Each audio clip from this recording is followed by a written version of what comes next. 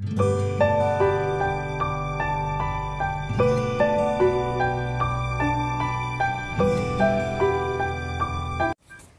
Everyone, welcome back to my channel. কেমন আছো তোমরা সবাই?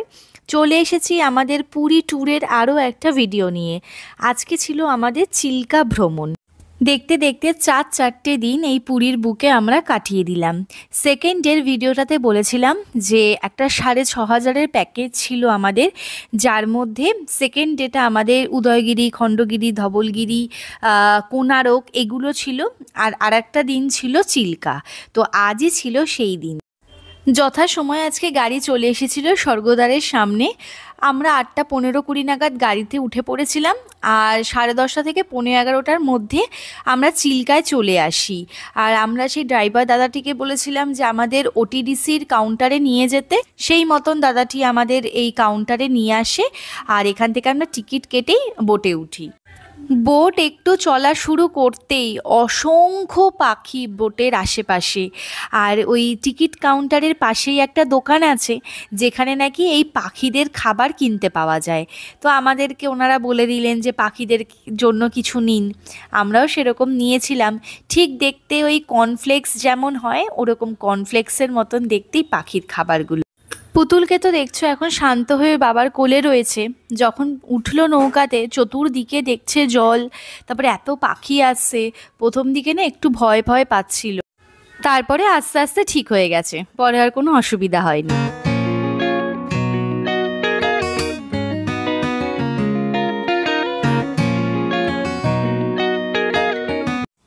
এই দিনটা আমরা এত সুন্দর করে কাটিয়েছি, যেটা একটা ভিডিওর মধ্যে না পুরোটা কভার করা সম্ভব নয়। আমি এটা 2টো পার্টে বানিয়ে দেব।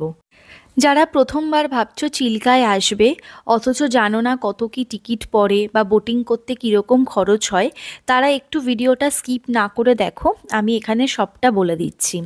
বোটিংয়ে এক এক রকমের প্রাইস আছে।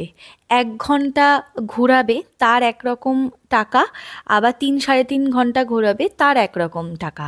আর 3-3.5 ঘন্টায় ঘোরানোর মধ্যে বলেছিল লাল কাঁকড়ার দ্বীপে নিয়ে যাবে, ডলফিন আছে সেগুলো দেখাবে, আর একদম এই লেকটা পুরো একদম ওই পারে নিয়ে যাবে যেখানে একটা ম্যানগ্রোভ অরণ্য আছে। সেখান থেকে আমরা যাব 1 কিলোমিটার মতন হেঁটে গেলে বা 1.5 কিলোমিটার মতন হেঁটে গেলে সেখানেও গিয়ে আর একটা সমুদ্র পড়বে। আমরা ওই 3.5 ঘন্টায় সময়টাই নিই যে আমরা অনেকটা সময় এই লেকে কাটাতে পারবো।